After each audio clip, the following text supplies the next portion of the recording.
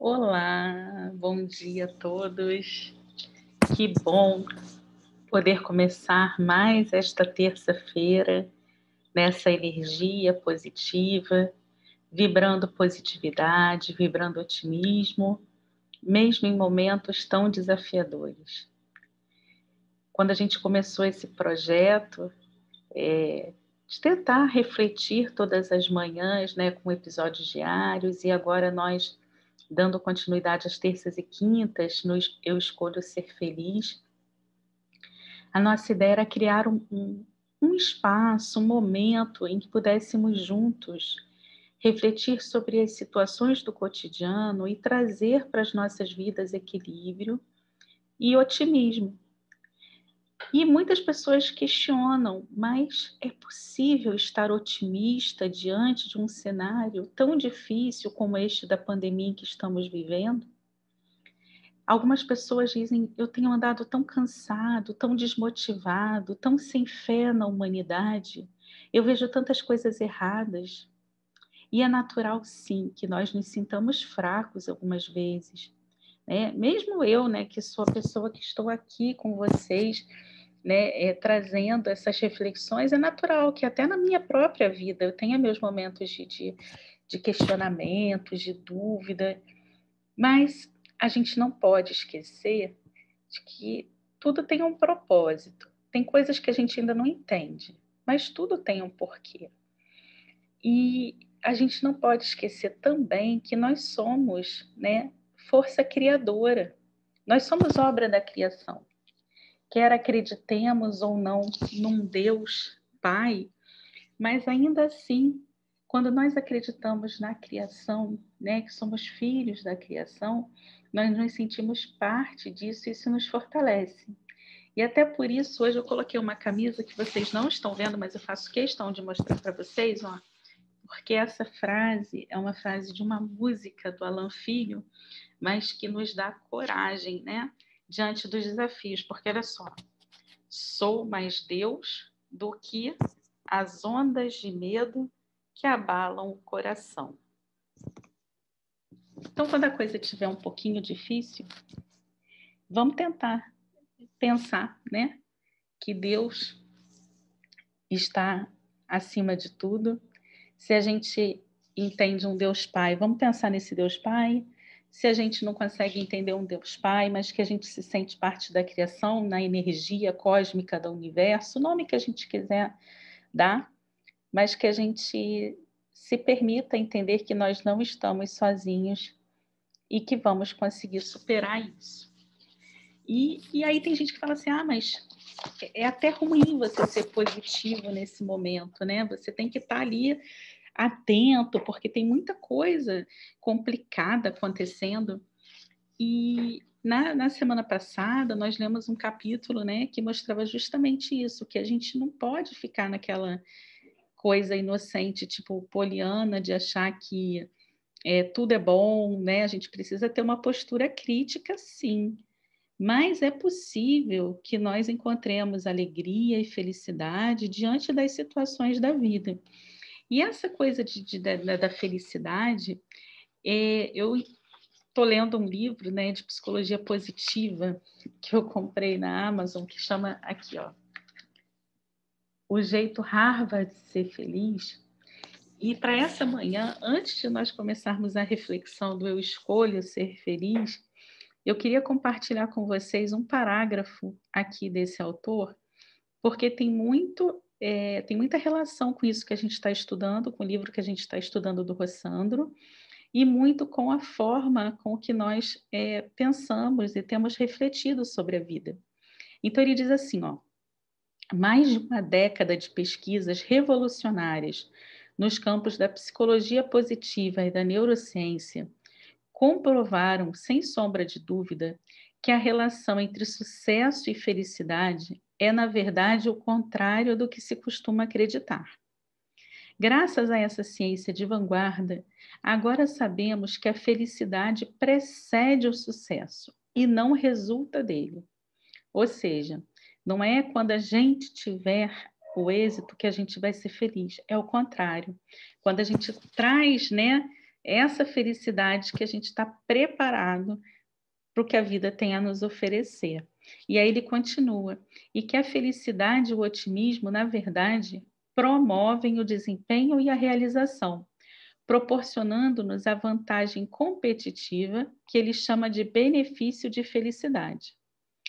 E ele conclui assim, ó, esperar a felicidade restringe o potencial do cérebro para o sucesso, ao passo que cultivar a positividade estimula a motivação, eficiência, resiliência, criatividade e produtividade, o que, por sua vez, melhora o desempenho. Essa descoberta foi confirmada por milhares de estudos científicos, pelas minhas pesquisas com 1.600 alunos de Harvard e dezenas de empresas da lista Fortune 500 ao redor do mundo. Então, na verdade, as pessoas bem-sucedidas não são aquelas que tudo têm, mas aquelas que conseguem cultivar, né, e manter estados positivos, né? Essa sensação de gratidão, de felicidade por estar aqui, pela oportunidade da vida, da existência, e valorizando mesmo, né, as pequenas coisas. Mas aí a gente chega agora, voltando ao nosso livro de estudo, que é o Eu Escolho Ser Feliz, do Rossandro Klingen, nós vamos chegar agora no capítulo 5, em que o título desse capítulo, né, ele já nos traz assim um certo questionamento, porque o título do capítulo é Sucesso sem Medo. E aí alguns poderiam perguntar assim, mas as pessoas têm medo do sucesso? E por incrível que pareça, tem. E tanto tem que o Rossandro Klingen ele tira 2 capítulos para falar sobre isso. Então, hoje e na quinta, nós iremos refletir sobre essa questão do sucesso e sobre os nossos medos, até mesmo em relação ao sucesso, né? Então, ele inicia o capítulo falando que, desde os gregos, né, a ética ela é baseada em um conjunto de valores morais que devem ser absolutos, ou seja, devem nos nortear a tal ponto que não abrimos mão deles, mesmo que queiramos racionalizar nossas ações, criando justificativas aparentemente aceitáveis para atitudes inaceitáveis. Desse modo, a ética nos norteará para além das nossas fraquezas humanas ou de nossas falhas pessoais. Então, como a gente pode estar observando aí, né, a ética ela está associada com esses princípios de moral, integridade, honestidade, honra, consciência, responsabilidade. Então, são valores que nós, independente daquelas fraquezas, né, que nós trazemos internas e que muitas vezes nos fazem tentar encontrar ali brechas para que a gente possa ter aquelas desculpas para os nossos momentos de fraqueza, a ética ela é um conjunto de valores, né, que a gente precisa seguir. E quando todos cedem ao desvio, né, lhe convidando ou até mesmo tentando lhe impor condutas equivocadas, são esses valores éticos que devem reforçar e orientar as nossas convicções, né? Então, esses valores éticos nós precisamos trazer em nós. E aí, num segundo momento, Rossandro nos coloca que a maioria de nós vai enfrentar dilemas éticos e morais diariamente. Especialmente quando a gente se relaciona em situações, por exemplo, com agentes públicos que optam pela corrupção e que fazem, né, da sua posição no órgão público ao qual pertencem uma trincheira para criar dificuldades e vender facilidades. Então, a gente vê assim, casos inúmeros de pessoas que falam assim: eu fui ali, eu dei um dinheiro, aí passei na vistoria, eu dei um dinheiro e aí consegui sair lá da blitz que eu estava passando. Então, não é dizer que as entidades públicas são corruptas, não. Há muita seriedade no serviço público, muitos modos, mas existem sim indivíduos, pessoas que não têm ética.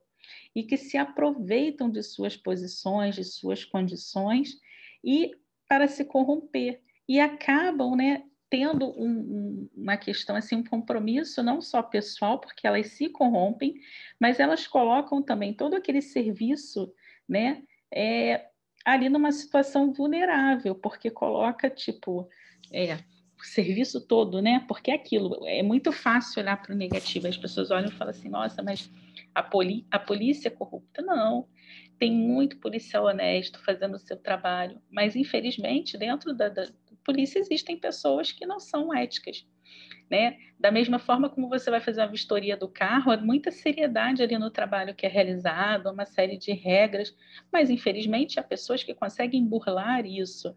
E a gente vai vendo, né, que quando a gente assim, precisa do uso dessas pessoas e tudo, a gente percebe o jogo sujo e as dificuldades criadas para o negócio, e aí muitas vezes a gente se sente ali, poxa, mas eu vou ter que ir lá pagar a taxa para transferência do carro, está demorando para agendar, na pandemia está tudo lento, aí eu vou lá, vou dar um trocado para aquele cara que ele agiliza tudo para mim. Né? Então a gente fica nessa tentação de encontrar um atalho, né, para a gente chegar onde a gente quer. Mas a verdade é que será que a gente está certo em fazer isso? Né? Isso parece um exemplo banal, mas certamente é algo que algumas pessoas já passaram. Né? E diante desses exemplos, a gente começa a perceber que a vida nem é sempre tão fácil, e muitas vezes podemos não ter certeza de quais valores são inquestionáveis. Então, a gente vai entender um pouco, né, como fazer essa associação de quais valores são questionáveis ou não, quando a gente percebe que as nossas ações elas têm um reflexo no coletivo. Então, por exemplo, quando eu sonego o meu imposto de renda, quando eu vou lá e não declaro totalmente, então tem gente que fala assim, mas eu não vou declarar tudo mesmo não, o governo está aí, um monte de gente corrupta. Aí você fala assim, eu vou usar meu dinheiro para outras coisas. Mas a gente esquece que tem um percentual significativo do que a gente está pagando que vai ser usado nas políticas públicas, nas políticas sociais, na manutenção, né, da ordem pública. Então, a gente precisa pensar, né? A gente precisa sonegar o imposto de renda ou a gente precisa trabalhar para combater a corrupção? E aí, muitas vezes, as pessoas usam esses casos de corrupções grandes que acontecem para justificar corrupções menores. Tem gente que fala assim: mas o artista já ganha tanto dinheiro, para que eu vou pagar direito autoral? Para que eu vou comprar o jogo do videogame original para o meu filho se eu posso ir ali no camelô comprar o pirata e ele vai ter possibilidade de jogar do mesmo jeito? Então, são questões éticas do cotidiano que nos fazem pensar. Mas, ao mesmo tempo, a gente precisa mudar esse nosso olhar para as questões. Porque se a gente exige que os nossos governantes, que as pessoas que nos lideram sejam honestas, nós precisamos também ser honestos nas questões mínimas do cotidiano. Porque os nossos governantes, eles são um reflexo do que nós somos, em verdade. E muitas vezes a gente chega e fala assim, não, eu ensino meu filho a ser honesto. Mas no nosso dia a dia, qual é a nossa prática de honestidade? E aí é como aquele caso da mãe que fala para o filho assim, não, você tem que ser honesto, você tem que ser... E aí chega no mercado, dá naquela coisa toda lá de passar as compras, ela pega um item que ela percebe que a balconista, né, a pessoa passou aquele item e esqueceu de registrar. E aí ela se dá conta daquilo no carro e ela está com pressa, ela fala, joga aqui na bolsa mesmo, isso aqui não vai fazer a menor diferença para aquele mercado. E esquece ela, primeiro, que não vai fazer a menor diferença, mas possivelmente aquilo vai sair do bolso da balconista, porque na hora de fechar o caixa vai ter uma diferença lá para ela. Outra coisa que pode fazer muita diferença é a própria visão que os filhos vão ter. Por quê? O filho não aprende só com o que a gente fala, mas aprende aquilo que a gente faz. Então, quando ela diz para os filhos assim, isso não vai fazer a menor diferença, eu vou levar assim mesmo sem pagar, não adianta ela falar que a criança tem que ser honesta, tem que ser ética, se ela não está sendo. Se ela estava com pressa, ou uma pressa justificada, talvez dizer assim, olha só, vamos levar isso aqui agora, mas amanhã a gente vai voltar lá e vai devolver. E aí isso é muito mais correto, né, do que essa postura negativa. Então, o que o Rossandro nos traz aqui no capítulo é que ele diz assim, para dirimir as nossas dúvidas, sabemos que o teste real desses valores vem quando percebemos que o resultado de nossas ações sobre os outros ou a sociedade, de modo que se houver o menor prejuízo para os demais ou para o coletivo, certamente estamos diante de uma atitude desprovida de valores éticos. Então, a gente precisa ter essa reflexão, né? E aí, a gente não vai encontrar ética num manual corporativo, em livro de filosofia, não tem assim um decálogo da ética, faça isso, não faça isso. A ética, ela é esse aspecto intangível que deve se tornar essa nossa marca pessoal, de modo que nós devamos ser percebidos como alguém cujas atitudes têm um impacto positivo na sociedade e na vida dos outros. Por isso, gente, não pode haver comprometimento quando se trata de ética. E não há atalhos fáceis para o sucesso. E aí que muita gente, né, dentro desse grande momento de viver, nessa coisa que se criou, né, de que a gente precisa competir, de que a gente precisa, né, que não tem espaço para todo mundo, essa ideia, né, ruim que nos tira muitas vezes a humanidade, o que criou é uma ideia de que a grande questão seria possível que alguém vencesse profissionalmente ou alcançasse o sucesso sem se comprometer eticamente? Tem muita gente que acha que isso é impossível e tem medo do sucesso pelo simples fato de associá-lo à culpa, porque acha assim, poxa, eu estou tirando a oportunidade de alguém, né? Eu estou fazendo isso, será? E para essas pessoas, né? Opa, para essas pessoas é muito difícil, porque são pessoas que cresceram com essa ideia de que só é possível ter sucesso sem ética, passando por cima das pessoas, jogando o jogo sujo e não medindo as consequências para chegar lá. Mas isso também é um mito. É possível, sim, ter sucesso sem culpa. E isso vai começar a ocorrer quando você começar a pautar a sua vida norteada através da inabalável convicção de que pode conquistar os seus espaços mantendo os seus valores, sem gerar conflitos éticos que tragam mal-estar para você mesmo, né, na sua própria vida.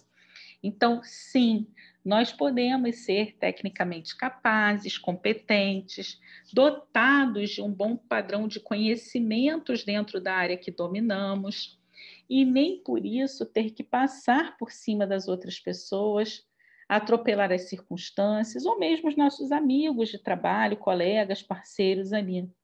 É possível, sim.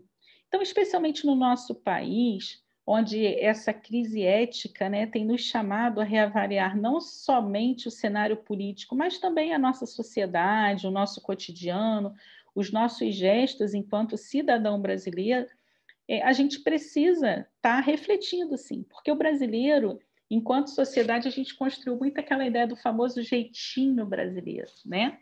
Que no primeiro momento a gente imaginava assim, um jeitinho de pensar, de criar, buscar uma alternativa para tudo, mas que a gente percebe que hoje, quando a gente fala em jeitinho brasileiro, está muito associado mesmo à corrupção, à quebra de valores, né?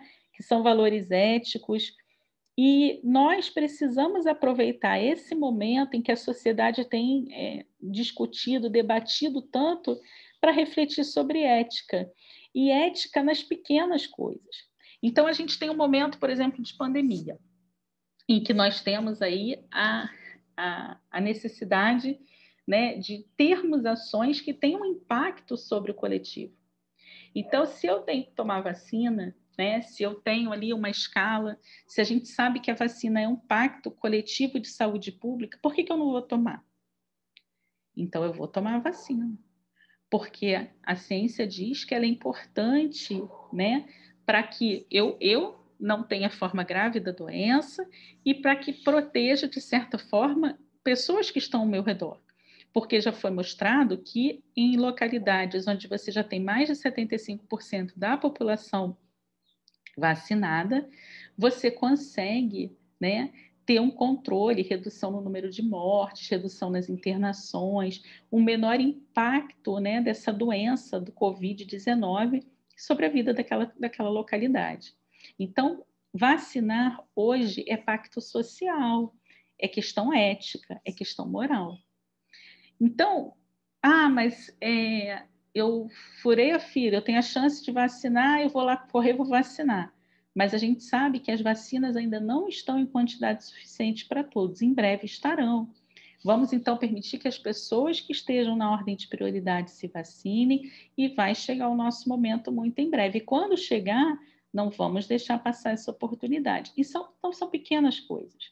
Outra coisa, chegou a pandemia. O que a gente viu acontecer? Um monte de gente com medo do que poderia acontecer com essa história de lockdown e tudo, correndo para os mercados para fazer estoque de comidas e tudo, sem pensar nas outras pessoas que também precisavam daquilo. Sabe aquela coisa, farinha pouca, meu pirão primeiro? Então, isso aí é um elemento ético importante para reflexão, né? Então, mas o que a gente precisa muito nesse momento é parar de pensar, de focar no que passou, parar de focar no que está errado, mas buscar alternativas, soluções e como a gente pode melhorar, como a gente pode aproveitar esse momento para dar uma guinada ética. E aí Rossandro coloca assim, ó, nós podemos e devemos aproveitar esse momento para dar uma guinada ética, para que possamos mostrar que é possível, sim, agir no mundo com competência, dando o nosso melhor e sendo uma pessoa humana com compromisso social, com responsabilidade sobre o que fazemos e como a nossa vida influencia a vida dos outros. Então, na verdade, a sociedade está um caos porque apostamos naquele modelo predatório segundo o qual, para vencer, seria necessário derrubar as outras pessoas. E isso está errado. A gente pode vencer junto, né? Isso está se esgotando. Então, agora, chegou o momento em que nós devemos dar o nosso melhor, sendo competentes naquilo que fazemos, dominando o conhecimento daquilo que buscamos, não importa a profissão que a gente escolha, se seja uma profissão de destaque ou não, a gente precisa fazer o melhor nas pequenas coisas. Porque não adianta a gente querer dar só o nosso melhor naquilo que é grandioso, naquilo que dá projeção. Se você não sabe fazer bem o pequeno, você nunca saberá fazer, né, aproveitar a oportunidade do grande, né? É crucial que a gente consiga agir no mundo, né, usando a nossa competência intelectual, mas, sobretudo, mantendo elevados padrões morais.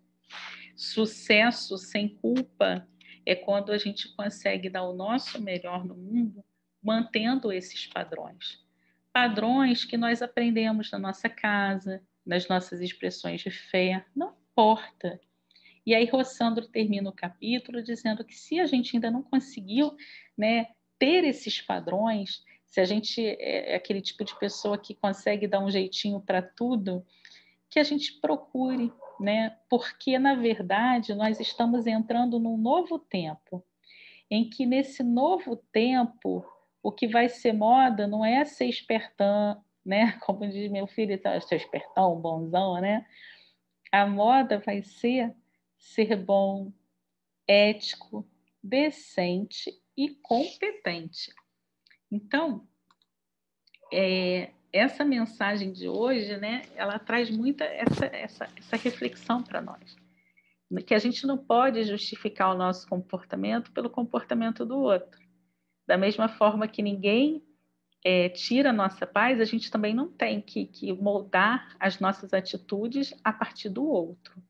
A gente precisa, né, ter um comportamento que seja o mais correto possível e sempre diante das situações em que nós tivermos dúvidas, qual caminho tomar, que a gente pense qual a consequência desse meu ato diante do outro.